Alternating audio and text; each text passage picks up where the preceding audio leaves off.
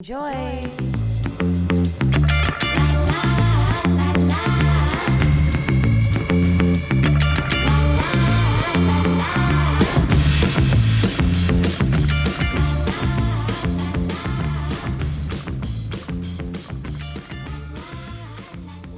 Welcome back to Good Moms, Bad Choices. I'm Erica. And I'm Mila. And it's Wednesday. Happy hump day. We're so excited because this is the last episode of Money March. It's been a wonderful March. I hope you guys have been leveling the fuck up. Feeling wealthy. Feeling wealthy, feeling rich, walking on money like Linda said. Yes. Surrounded by money. Just money everywhere, all over. Money flows abundantly to you. I hope you've been, repeating the affirmations that we've been sharing weekly. I hope that you've been signing up for all the different courses where you can level up on your financial literacy. It doesn't have to be scary. We don't need to navigate in the space in fear anymore. We are not doing that. We are done with those days. It's over. And on that note, let's pull this tarot card. Okie dokie, shuffle queen. All right.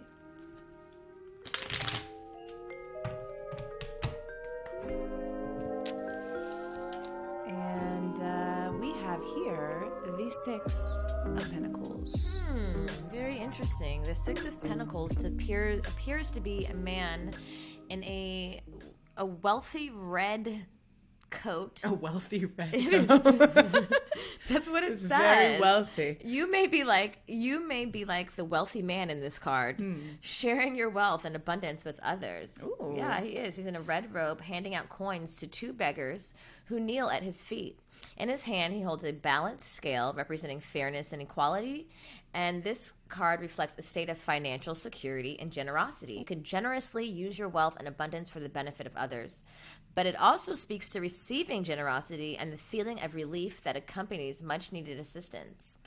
The Six of Pentacles is a card giving and receiving. Sometimes you are not the giving end. Other times you may be the receiving end. It's an ongoing cycle of life, and this card serves as a reminder that the balance can change at any time. Even if you're surrounded by wealth, there will be times when you need help and support of others. So be generous with your resources, as you may need the support in the future.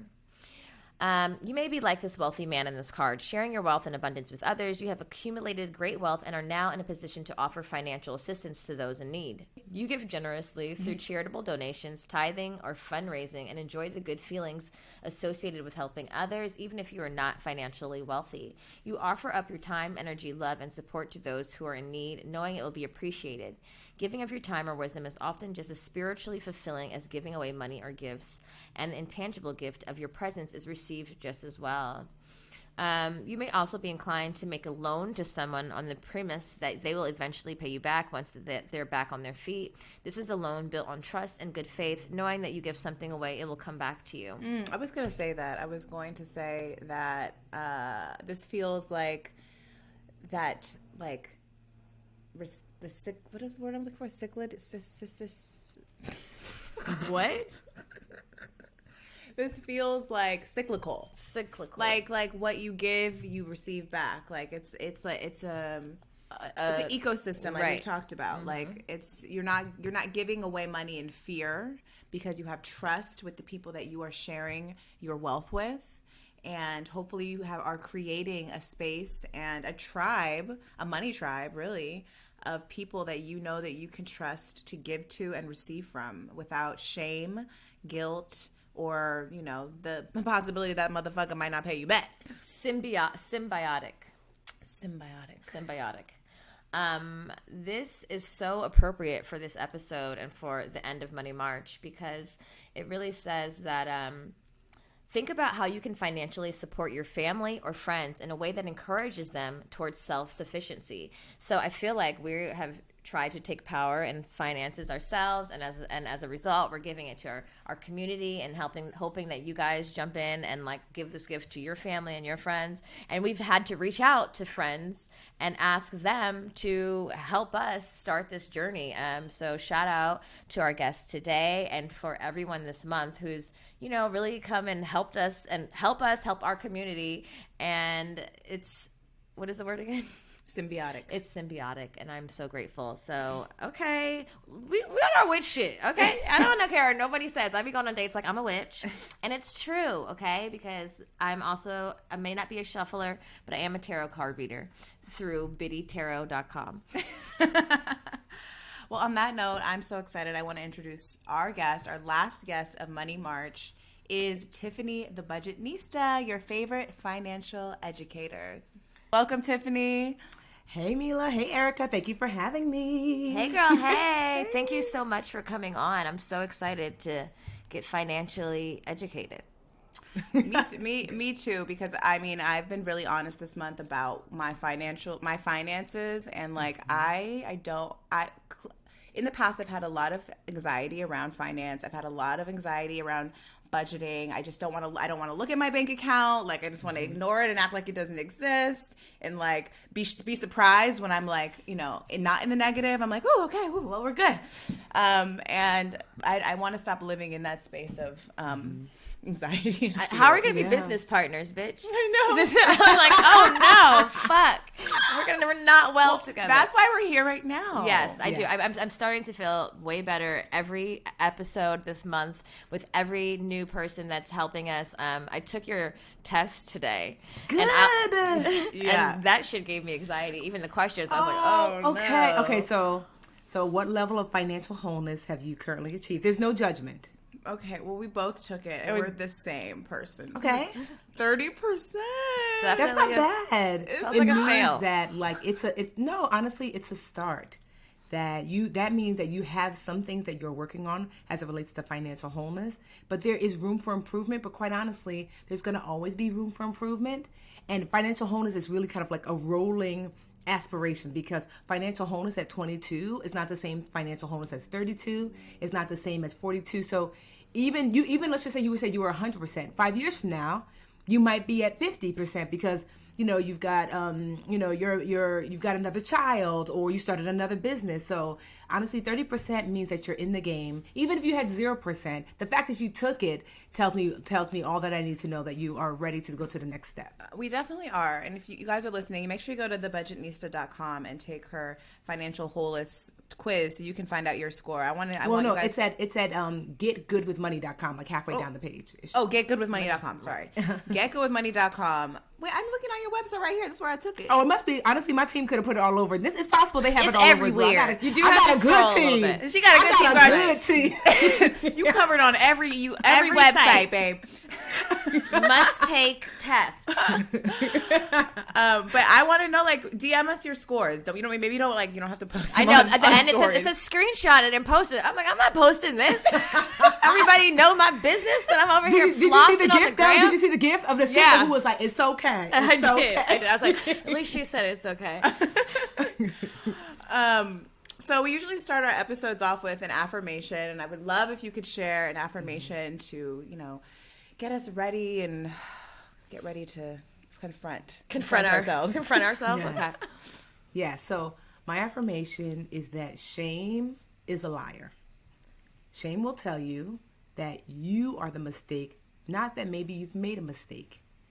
And I want you to remember that when it comes to shame, that it grows, and when you are solitary and you're quiet and you keep things to yourself, the only way to get rid of shame, the only antidote to shame is voice.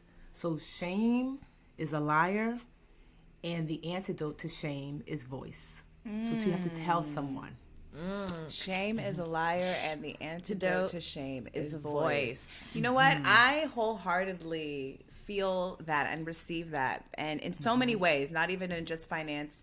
I think because me and Mila started this podcast, and there's so much shame involved in womanhood and motherhood, and using our voices has really taken away so much shame in my life. It really has. And to be able to apply that to also my finances. I didn't even think about that. Right. I didn't even consider how I do feel shamed in my finances, and it's something I would never discuss, and it's something I always avoid in conversations. And don't use your voice and just like, I'm like, let's not talk about that. And why are we talking about that? Honestly, shame is like, yes, look at her quiet. Shame is getting down and make the stallion knees like, She gonna stay right where she at. Right. But here's the thing. So using your voice just means that you want to find a safe space. So for me, it's my best friend Linda. Like when I went through so much with my finances in 2008 during the recession. I lost my job. I went through a scam that left me $35,000 in credit card debt. I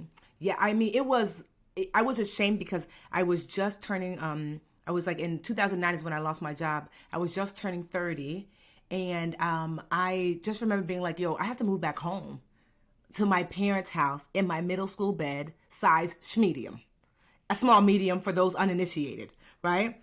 So I remember feeling so much shame that I was not calling my friends. I was not hanging out. I wasn't anything like my support system because I didn't want to admit that I felt like, because shame told me that I'm a mistake, not that I made a mistake. So I didn't want to tell anyone. And, but when you got a bestie, she's like, I wish you would stay quiet for weeks. You tried it. So Linda was like calling, coming by the house, calling. So finally, I picked up and she's like, how are you? I'm like, try to fake the fuck. I'm fine. And she was like, girl. And then I just started boohoo crying and I told her everything. I had lost everything. I'd lost my job, my condo, how much I owed all this money in student loan debt and credit card debt, and I didn't know how I was going to manage. And she was like, is that it? She was my safe space, because she was like, girl, we're all broke. Take a look around. Like, she was like, honestly, Tiffany, we're just turning 30 soon, right? Everyone's been broke in their 20s but you. She was like, you late to the party. Welcome to the party. Yes. And literally, like, how I'm laughing now is how I was laughing, because you see what she did? Because I was so ashamed, because I was like keeping it to myself. Remember I told you, shame loves it when you keep it to yourself. Mm-hmm. Shame loves it when you don't use your voice. Shame loves it when you're quiet about what you're fearful of. Because shame had told me, it's just you, girl. You're the only one. Look at you. I mean, you should and be probably, ashamed of yourself. Do you think that maybe you have started to identify yourself too as like the friend that had it all together, right? And of course. So like, yeah, you're like, I missed that part. I didn't do that part, y'all. Like, I don't know about that, but and then suddenly you're like having to face, okay, I'm not the exception to the rule, Yes. It humbled me, which I needed, honestly, because I was kind of feeling myself. But also it reminded me that like everybody makes mistakes. It's part of it. Michael Jordan doesn't score. Well, he didn't score every single night. LeBron doesn't win every single night. Like this is human. Like it's not something to be ashamed of. I was literally going through a human experience where sometimes mistakes are made and you learn from them and you grow. And so I'm way easier on myself. I give myself the space and the grace to grow, but also too, what it allowed me to be is, to me, what I was created to be. I was created to teach, but a really good teacher is an even better student. So I had to go through so much of what I went through in order for me to become an amazing student and an amazing teacher. And that's why I started the Budgetnista. That's why I wrote Get Good with Money. I started this whole movement because I knew what it felt like. I learned from it, and I took all of that knowledge and how it felt, because women especially need that, like all that knowledge and how it felt and that mindset shift, and then I poured into the women that I serve. That's amazing. I mean, I think a lot of times too, just based on the patriarchy, like women have not felt empowered to, to understand their finances, to get in front of them. We've often allowed the man to kind of control, like, okay, y'all handle it. Yeah, I'll handle this. But obviously times have shifted. Things have been changing. There's so many empowered women. And like, I think the pandemic really also shined a light on how important it is to know what the fuck is going on over there. What are we doing? What are we spending money on? Wait, how much am I paying? I didn't even know that I was paying this subscription for the last, 2 years, $10 out of my account. I mean, it's small, but like little things like that kind of add up. You don't look at your bank statement. I know for me, like I don't look at my bank statement monthly. It gives me anxiety. Oh my God. Like whenever I have, for sure, every time you find some shit that charges, I'm like, what the fuck is this? Yeah. And then, all right, what is this? But then God forbid you call the bank. I've literally the last time I attempted to be responsible, I called and I was on hold for like 90 minutes. I was like, this is the setup. This is what they do. I can't even dispute anxiety this shit. growing and building and growing. I was like, fuck honestly, it. That's why one of the things, so I have 10 steps to financial wholeness. And one of my steps of financial wholeness is it's step number 9, which is your money team. Right? Mm-hmm. So, but the thing is, your money team is not just like potentially like an accountant or maybe like a financial advisor. It's also an accountability partner. Because I believe that women especially work best in community. Right? Girl, we all about the tribe over here. Literally, I remember when things were really, really scary for me, like, you know, when I lost my job and everything, I used to have Linda come over and all the envelopes that were pink and red, which means, girl, you owe us. Right? I was like, Linda, open it. What does it say? What does it say? And she'd be like, oh, this one's not that bad, girl. It says it's $200, girl. Okay, next one. Okay, you know, we gonna manage. But having her be the intermediary, because I was like, those envelopes would have sat forever and ever. But having an accountability partner. Who's gonna be my Linda? I know, me. You can't be my Linda. Well, we can. We can just open each other's mail because I avoid mail too. I need someone who's getting like 60% on the financial wholeness test to be my Linda. Oh, okay. Well, we don't. I don't know. We're gonna get Ashley. We're gonna get Ashley. The best accountability partner is just someone who is working on their finances as well. With you. The best financial. So, right? Now I'm back just in. Be like, I want to do better. And I'm going to provide a safe, non-judgmental space for you. That's it. They don't have to be some perfect. It's actually better that they're not financially perfect because you guys are supposed to be growing together because you're holding them accountable and they're holding you accountable. Just a safe space for you to work through your financial wholeness plan. Yeah. I mean, even with my friends who I know are financially off better than me, like these are definitely conversations I avoid. And definitely like when I am going or have gone through things, I'm like, I'm not talking to these bitches because they don't get it. You know what I mean? Like, never mind. And just like really like harboring on it alone and in shame, you know, like sweating profusely and like really scared as an adult, and that is scary. And even you having this conversation as a woman, like I remember, first of all, the conversation didn't come up a lot in my household. I remember like certain conversations when like shit went bad, like my dad lost his job and I'm like, we're gonna be poor. And I remember even being like in high school thinking, I don't have time for this. I can't wait to find a rich husband and make the dinner. That was what I was like, I'm gonna be great at cleaning the house and making the dinner. I just want someone to take care of me. And as like now, life has knocked at my door and I'm a single ass mom and it's like, bitch, no one's gonna take care of you. You gotta take care of somebody else. And honestly, I can't even imagine you living that life, honestly. I was adamant about it. When I was 14, I was like, fuck all that. But I'll say this, like, let's just say even if, because this happens, right? Let's just say you found a rich husband, he's like a neurosurgeon and he's amazing, and then he goes outside and gets hit by a car. Boom.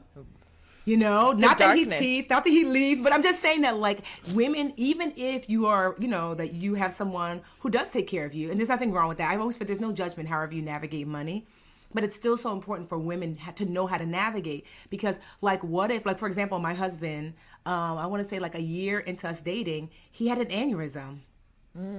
And, like, so for those who don't know, aneurysm is, like, when, like, a vein in your brain. So think about, like, you know, when you blow a balloon, and sometimes there's a little soft spot, so it like pokes out a little bit more. And if you keep blowing it, that's usually the part that pops in the balloon first, and that's why the balloon pops. So your vein is similar to that, and there's a soft spot in the vein. So as blood is rushing through, you know, if the blood, if there like maybe the flow of blood is too great, it can pop that part of your vein, and then literally you're bleeding in your brain. And honestly, most people don't survive it. So they found his aneurysm early because he tripped and he fell and he hit his head, and they were like, wait. Your head's fine, but bruh, because aneurysms are silent killers. You have an aneurysm. I know. I know a few people that have died, like in the shower. Yes, like, same. Yeah. So like, it seems random. Exactly. So it's like, so thankfully his didn't burst. That's not how they found it. But during that time, like, what if? And I actually was like, so at first because we'd moved in together and he was paying all the bills, and then all of a sudden he couldn't work for like 6 months. And so it really fell on me. So I didn't know this, but like, yo, when you file for like disability, all this stuff, some of that stuff didn't literally come. The money didn't come in until he was actually back to work. So it was like, even like he's this great boyfriend. He used to pay all the bills. He was amazing, you know, as I was building the Budgetnista. But now all of a sudden it fell on me because, not because he was cheating or whatever, or he left me, but because of this random like aneurysm. And so I just always remind women, no matter what stage you're in, no matter whether you are, you know, a lady who lunches or a lady who makes lunch. Either way. Right. Either way, you got to be about your business and your money because you just never know. And so that brings me to kind of what I want to, you know, get into today and talking about, you know, how as parents, can we budget better? And, you know, some of us are single parents, some of us are married. And, you know, I was reading on your Instagram, like having that conversation, like having that conversation with yourself about what your budget is, like actually looking at your finances, but then also like having that conversation with your partner. Like, how do you have a conversation with your partner? Like, if you're just starting, maybe you just moved in with your boyfriend, or maybe you just got married and like you didn't have the conversation because you've been avoiding it, but you know it needs to be had. Like, when do you have it? Like, if you've dated someone for a year, is it when you're about to move in, do you have it? Or do you figure that shit out before you move in because you want to know what you're moving in with? I remember being in college, or like maybe a little bit after college, and I was dating this girl who was like much older than me. She had owned a house. She had a good job. She worked at University of Phoenix. And she was like, how's your credit? And I was like, what the fuck kind of adult conversation? Like, are you sure her name wasn't Budgetnista? Because I literally asked my husband that like week 1 of dating. And I was like, oh, this is cute. Your credit score? I was like, what the hell? And I was offended. Because his was low too. He was like, I don't know. I was like, well, Credit Sesame knows. You want to take a look? Not credit. So all I need is your social, your date of birth. Real quick. So I say that if you're dating for fun, you know, you guys, you know, like this person, you know how sometimes you date, you're like, oh, I like this person, it's fun. But if you really think to yourself, this is going to be a more serious partnership, whether it doesn't have to be marriage, it just means like a more serious partnership, then that's when you should start having the financial questions, because it's likely that their finances are going to affect yours, you know? And so even if you're going to do the Oprah Stedman thing, you know, so for me, I knew, because by the time I started dating my husband, I was 34. We had dated briefly in our 20s, but then I was like, I mean, the streets need me. So I need to be out here. I need to be out here having a good time. Right? And then BRB. I know, right? Because, you know, you're 20. I was like, girl. You're like, they were calling. Like, yes. So then by the time we met again in my mid-30s, I was ready to settle down. And so I knew that. So that's why I asked him about his credit score. Because honestly, by then, I kind of had made this list about like what I wanted in a man. And I remember he was such an awesome like boyfriend then. And so when we started dating again, I was like, oh, wow, he's still really awesome. You know, even if we don't get married, I want this to be a serious relationship. And so I asked him right away. So once you know that, you can start asking light things, you know. Like, I mean, I asked about credit, but you don't have to.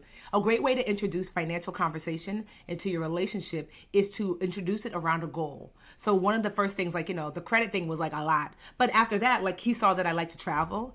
And I remember he was like, yo, we should go on a vacation. And I said, okay, let's start saving together. Not in the same account, but like, let's start like, you know, like a saving plan. Like, you open up a specific savings account just for trips. And then I have my trip account. And then, like, you know, every pay period, we check on our accounts together. And so that's a great way to start that conversation, because it's not stressful. We're talking about vacay here.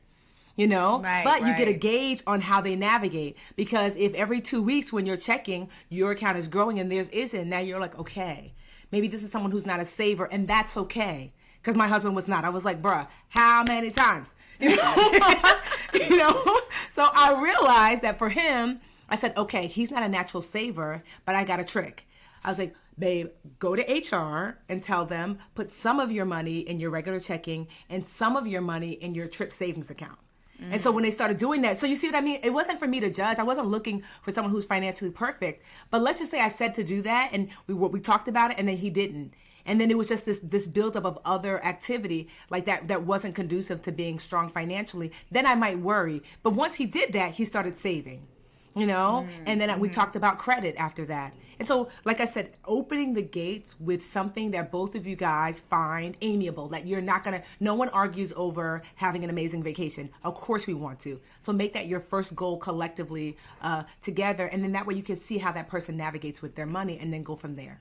I think that's such great advice that I wish I would have had 10 years ago. I also feel like it's a form of foreplay, because I you know, like, it's such just something that I have such anxiety over, because I'm not doing it alone. But I realize, like, even in our partnership, obviously we're best friends and we're business partners, but like when me and Erica start to see progress in our business and like progress, and like we have an account together. He's the first person I've ever had an account with. Same. I've never even had an account with a boyfriend. Yeah. So we're like, this is my boyfriend. We share an account. Like, should we use the card, babe? We're taking the kids on vacation together. I love that. But in this weird like non-sexual way, it makes my pussy wet. Because I'm like, yeah, baby, let's get this fucking money, you know? And we can hit goals together. And I feel like when you can do that with any type of partner, especially in a marriage or in a partnership, it kind of makes you see, like, it makes you see that you can check off goals together. You can get to places together, and you can have a nice vacation.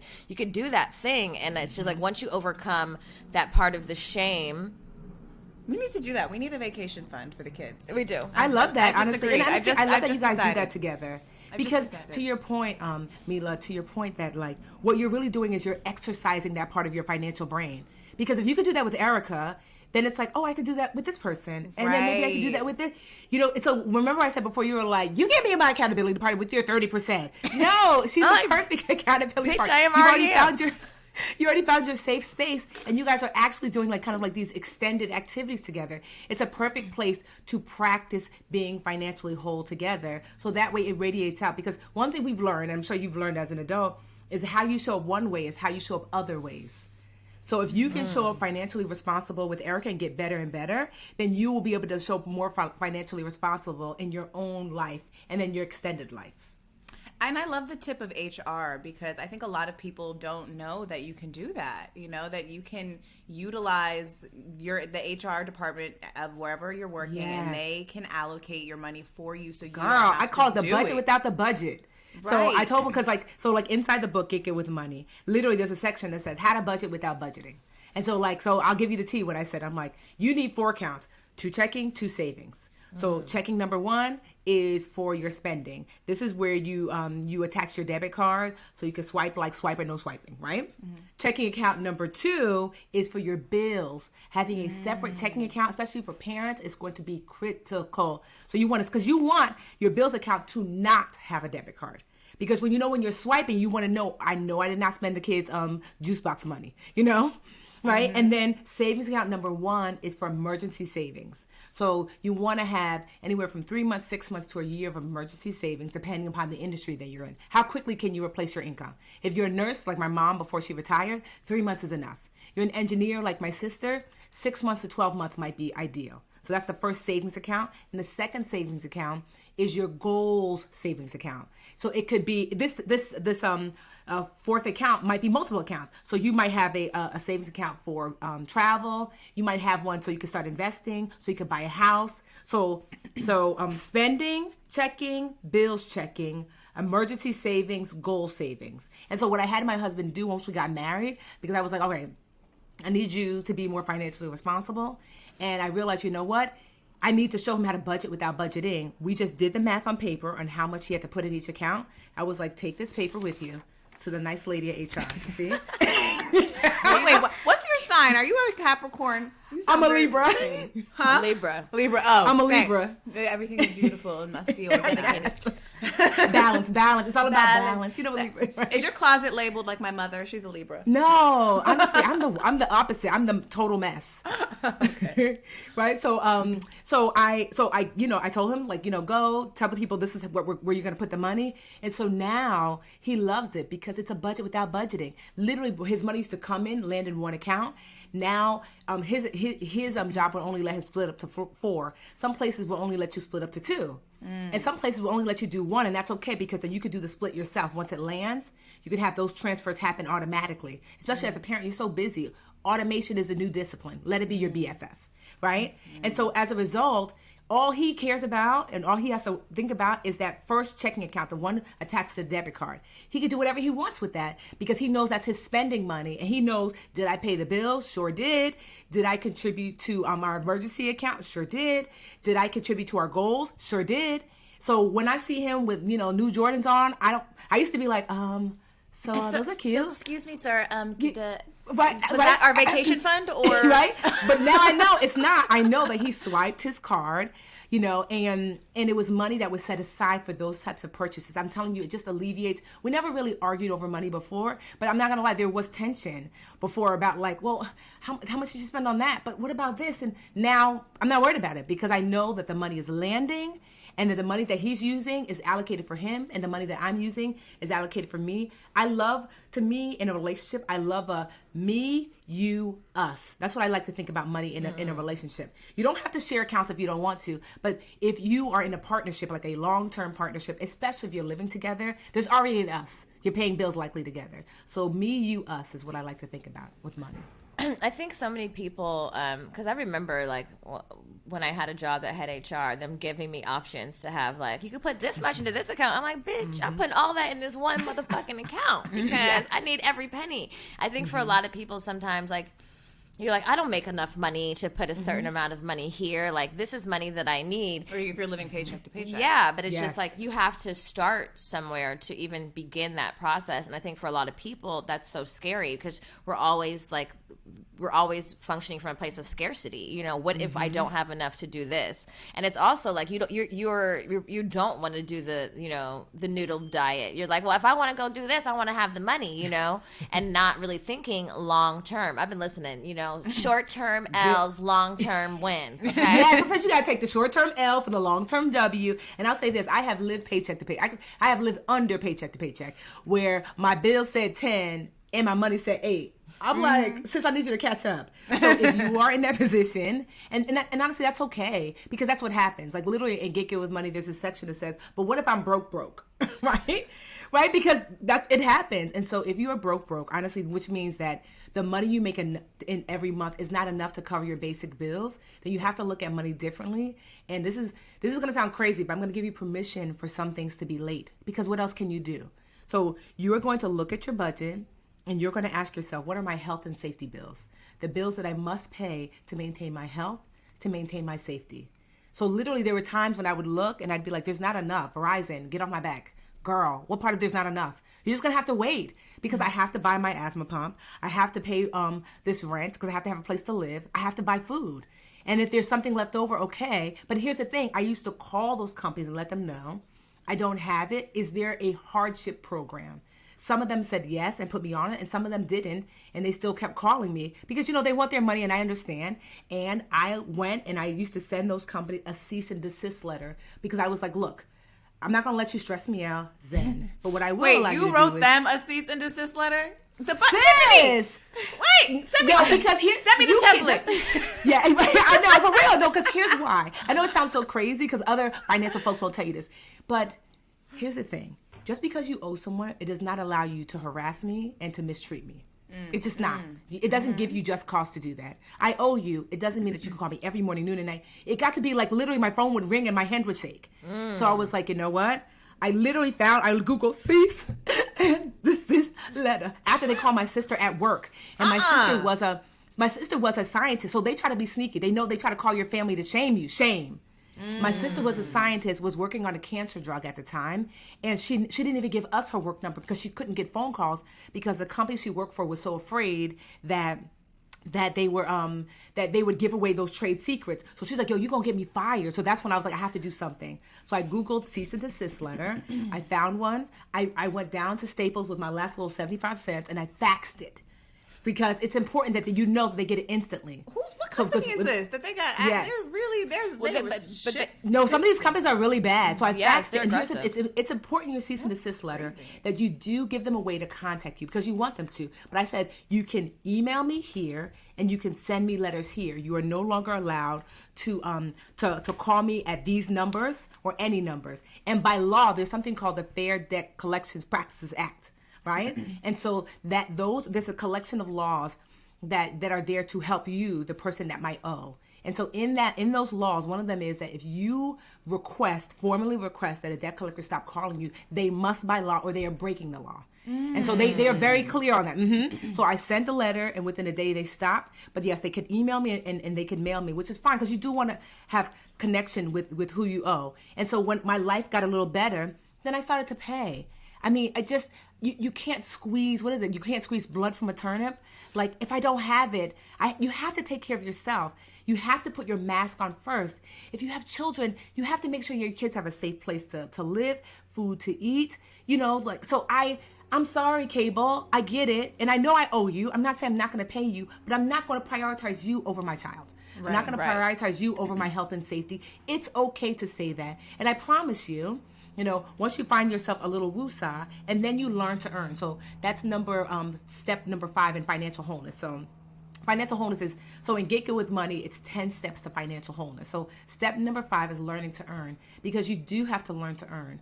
Because when you don't have enough money at the end of the month, you either have a spend too much issue or you have a don't make enough issue. And I suspect for most parents, quite honestly, it's likely a don't make enough issue. So you do want to learn to earn, which is something that I teach you. And so over time, you learn to earn, and then you have enough, and then you re-engage the people that you owe. That's what I did. I remember literally, there was a bunch of folks that I owed, and slowly but surely, as I learned to earn, I was able to re-engage and say, okay, how much is it that I owe? Can I work out a settlement? This is what I have. This is what I can do. Next person. How much is it that I owe? It took a number of years, and now here I am. I am literally debt-free like a 5-year-old. Yes. I'm talking about debt-free like no mortgage, no car note, no student loans, Amen. like debt-free like a 5-year-old. And so it is possible. In less than 7 years, I was able to accomplish that. So if you're listening and you're feeling bad and you're feeling ashamed, don't. Because I know exactly how you're feeling. I know you feel like, damn, I should have it all together. How, sis? Was there money class in school? Likely not. And even if there was, okay, like the first time you rode your bike, did you not fall? Imagine yelling at your kid when they're learning to walk, like, girl, get your legs together. Girl, what you doing? You can't walk yet. You came out 3 months ago. Shit. But we don't have those expectations, right? We give our children the grace and the space to learn. We need to do the same for ourselves. Give yourself the grace and the space to learn. I promise you, it makes life so much easier. And there is light on the other side of the financial tunnel. I promise. Because I'm over here waving like, come on, sis, it's cute over here. Right. It is cute. You look all happy and glowing and glowing and shit. I was living anxiety free. I'm trying to live anxiety free. For real. Okay. And a lot of times I think that anxiety from people calling and stressing you out, because I know I have an avoidance motherfucking issue, and I will avoid it. And then get the shakes or get like my palms sweat when I think about like someone calling to collect some shit, and it's just the whole thing makes you not deal with it, and that doesn't help either. They'll add fees, they'll add late fees, they'll start taking that shit straight out your bank account. So there are just so many things that again, with driving back what the affirmation was today about shame, and it's like, sometimes you have to look shame in the face and just say, okay, look, hello Verizon, listen. Fuck you. And make that call instead of avoiding it, declining that call, not opening that letter. And we all have done it, There is really no shame, because everyone has done it for the most part. We're not born with we don't have, the school doesn't teach us. A lot of times our parents don't teach us, and we are students, we are babies in this space, because it's not something we've done. But with the idea of learning to earn, is that a matter of finding a new job, a side hustle, tapping into what you're good at, or So Get Good with Money, I teach you this. I show you a bunch of ways to learn to earn. First, I show you that if you currently have a job, that's one of the best places to see if you can increase what you earn. So I show you how do you prepare to negotiate for potentially to earn more money, to earn a raise, to get a raise, or to be moved up into a position that pays you more, right? So you want to look currently at where you are. But then also too, you might look for a side hustle. So in the back of my mind, and everyone should do this in the back of their minds, you should have a get out of jail, or what is it, when you want to break the glass in case of emergency. You should have that in the back of your mind, and behind the glass is a side hustle that you can enact. Like for me now currently, let's just say shit hits the fan, I'm like, I know for a fact that I can go on social media and say, who would like to do some one-on-one with me for their finances, right? So I'm not doing that now because I don't need to, but I know that I can, and I can make money regularly doing so. When I was a preschool teacher, because I taught preschool for 10 years before I became the Budgetnista, my break the glass was I could tutor and I could babysit. And I used to do that when money was low, because who doesn't want an active, fun, vivacious, cute preschool teacher, right, to babysit their kids, right? So it was easy to be like, hey, anybody need babysitting? And so I used to make a few $1,000s a summer during the summer when money was low and I wasn't teaching. And so those are the two ways that you can really start leaning in to make money, to learn to earn, because you have to practice that as well. Having just one source of income is not enough. It's okay to have one source of income, but you should always have if I had to, And I already have that backup. Like, I'm really good at baking cakes. Everybody tells me I could do that. Dinners are my thing. I could do that. You know what? My friend is always asking me if I'll help her, with her makeup. I could certainly do makeup on the side. So knowing what those things are, like, I have a friend of mine, she's a single mom with 2 little ones, a 5-year-old and a 3-year-old. And she's super smart. So one of the things she's been doing is she has been learning to get contracts from the government. So she's taking like these free classes online. And she's like, oh, wow. Like literally the government sometimes is looking for pencils. And they're like, we'll pay $30,000 for pencils. And then she'll go online and be like, hey, is there a place I can order pencils for $10,000? And then the government is like, so she learned to write contracts for those types of contracts to say, hey, government, yes, I can send you pencils for $30,000. And then she sends them the pencils that she was able to order for the 10, And so that's something that she's learned. That's her hustle on the side to be like, okay, I can learn. And I know another friend, my friend, Tila, she was a single mother and she learned to start investing. So trading. So so at her job that was really treating her poorly because she was like, they don't respect the fact that I actually have children. And so she was like, so she's like, she saved up as much as she could and she started to practice like, okay, I'm saving up money and I'm going to practice investing. It took her a year to get like, to a place where she felt comfortable.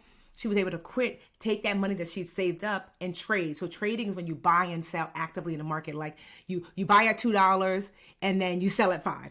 And then you buy again at $4 and then you sell at $9. So she was living off of the money she was making from trading because she told herself, you know what? I don't want to stay in this situation and circumstance. I want to be here for my children. I want to work at a job or make money in a way where I could still be this active mom. So there are ways out there for you to make additional income. You just have to be right. I think that's the thing too, is that people get so, I guess stuck in their ways essentially. And and like fearful, like, I don't know if I could do that. Could I do that? And it's like, if you don't want to be living paycheck to paycheck, you can do that. Yeah, you have to evaluate what you can and cannot handle and what you can and cannot do, I waitressed for a long time, like during and after college, and it was such quick, easy money. I would just like make $300 a night, blow that shit, go back to work, do it again, and then at the end of the college, I didn't have shit to show for it. I had made thousands of dollars and was like doing a bunch of nothing, but I hadn't anything to show for it. And I attempted to finish college, that didn't work out. My parents stopped paying and didn't tell me.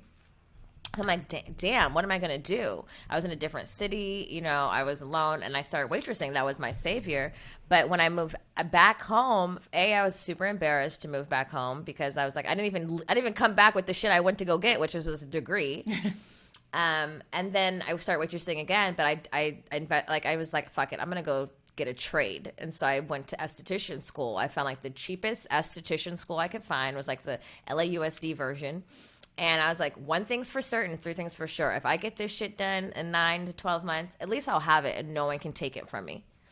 And that's what I did. And I've had, like, I do lashes, I do brows, but like, I knew I had to do something or else I was going to be waitressing forever. And I was realizing quickly, like, that wasn't I couldn't do that forever.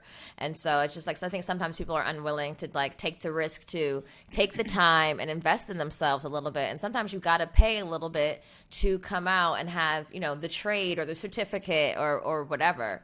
So I think sometimes, you have to think out of the box. You can't always rely on these jobs, these corporate companies to pay your bills, because the truth is a lot of times they don't give a shit. They don't care about you and little Johnny, and they're nice for like, if you love what you're doing and there's human resources and there's a 401k and there's health insurance.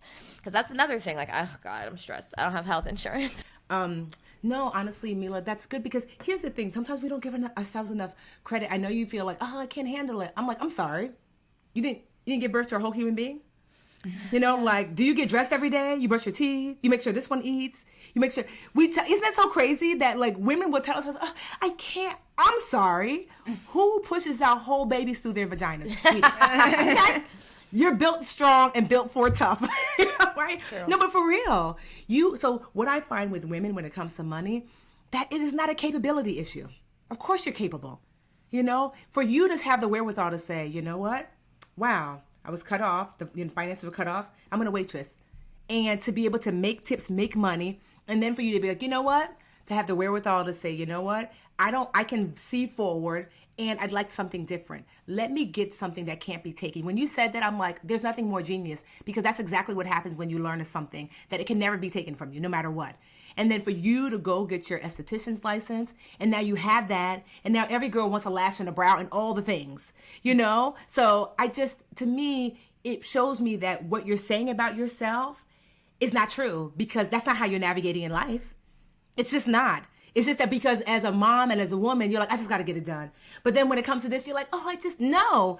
That Mila's like, girl, what are you talking about? We boss up every single day, right? Don't we eat? You know? Because if you were someone who were like, because the way you navigate, say, like your bills, I'm like, I'm just going to avoid. Imagine you said that when it came to food and shelter.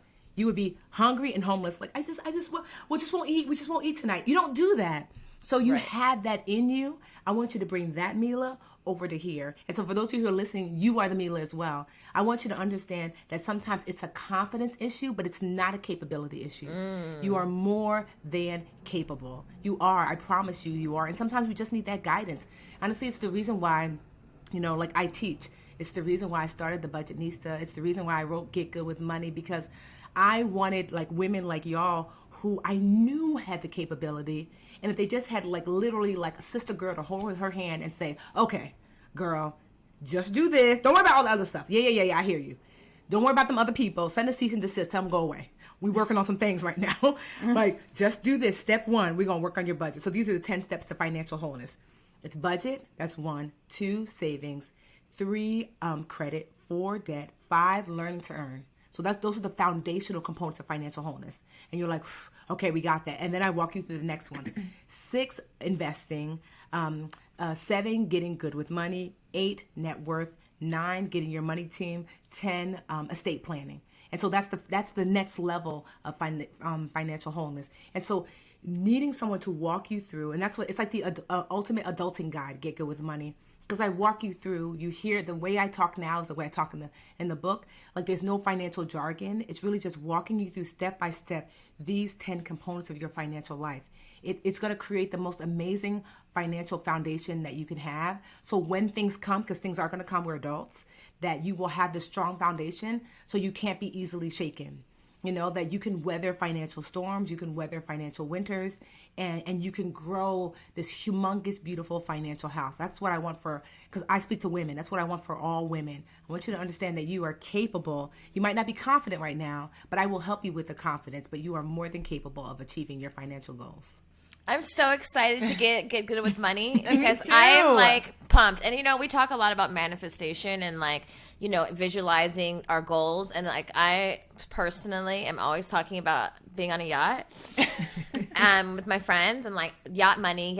And I'm not really sure how I'm going to get, like knowing how I'm going to get there, but don't have the financial steps. But even this conversation has made me really pumped and motivated to, because I want to have a net worth of $250 million. I do want to have an estate so that when we leave our kids, they have, we live in the Valley. I have a lot of friends who have trust funds and turned 18 and 21 and bought homes and, were financially prepared because their parents were preparing them. And I was like, oh, that's white people shit.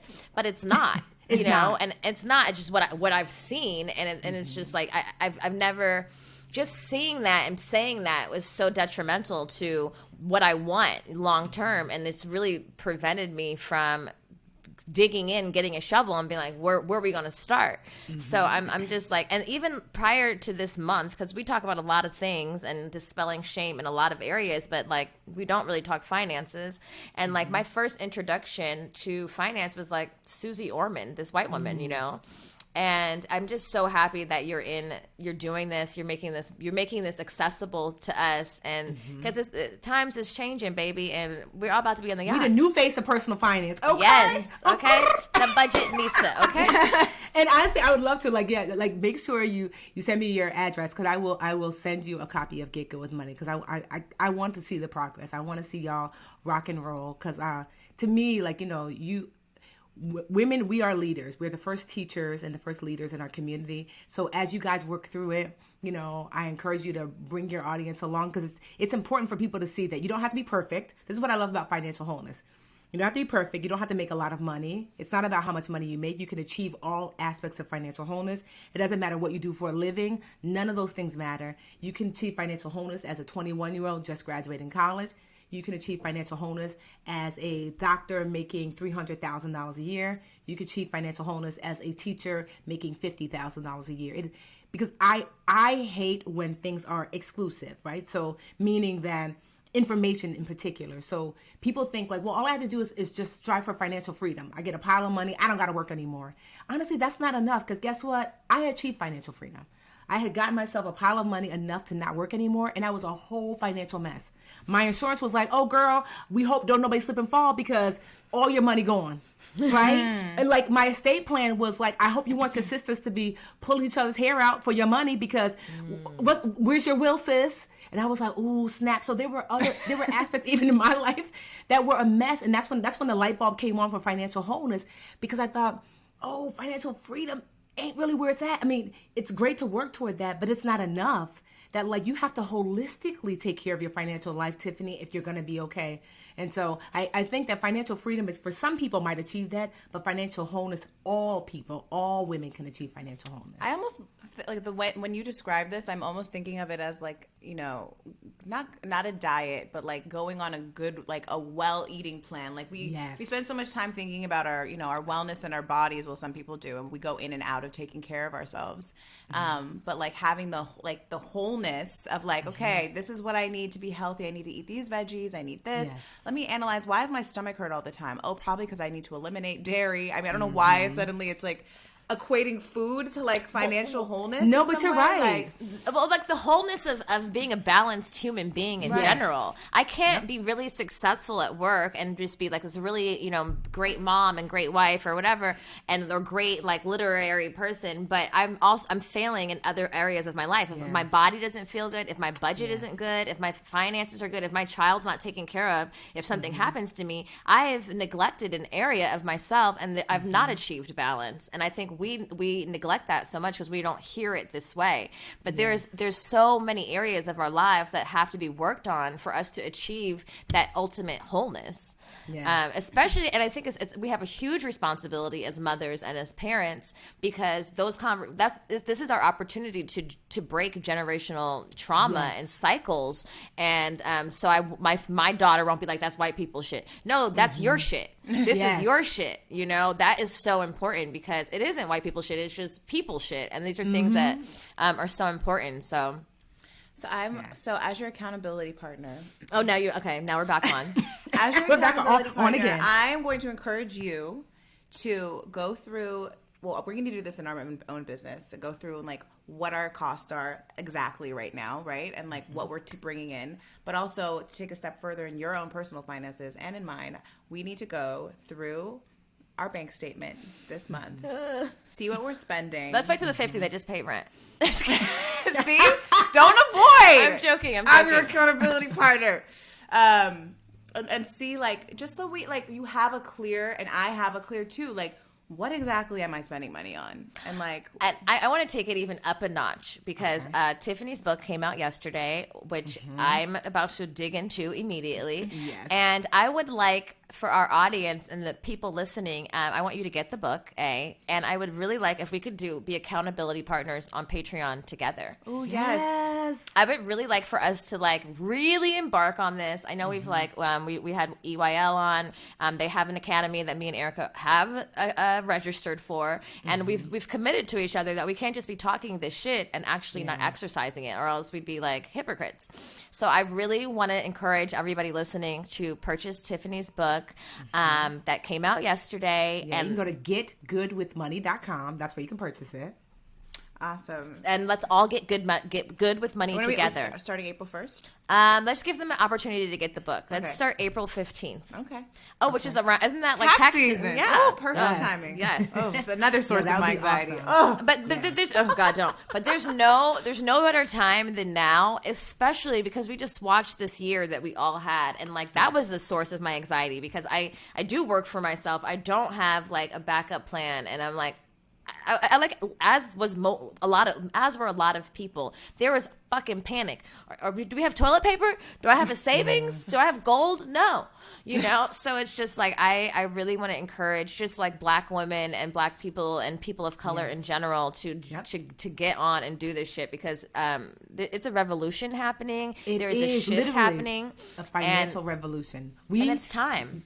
We are the ones that are going to save ourselves, and we have the ability to do so. And so, like, I'm just really excited about seeing how many of us are like getting on the train. Like, I was just talking to, so I have a podcast called Brown Ambition, where my podcast partner Mandy, we talk about money, career, and life in this brown skin, and we're just seeing more and more Black and brown women, mostly, like really getting like and asking, because we take questions from the audience, and the questions they're asking are just so awesome, because it shows that like these women are like, I'm wanting to do better. I'm wanting to learn more. Please show me. And so honestly, it warms my heart, because 10 years ago, like, nobody wanted to hear when I started the Budgetnista. And so I love the fact that just how many women are flooding in, because it gives me hope, because if you really want to change a family, you have to change a woman. If you want to change a community, you have to change a woman. If you want to change a neighborhood, you have to change a woman. If you want to change a nation, you have to change a woman. It's through women all things change, and all things grow and flow through.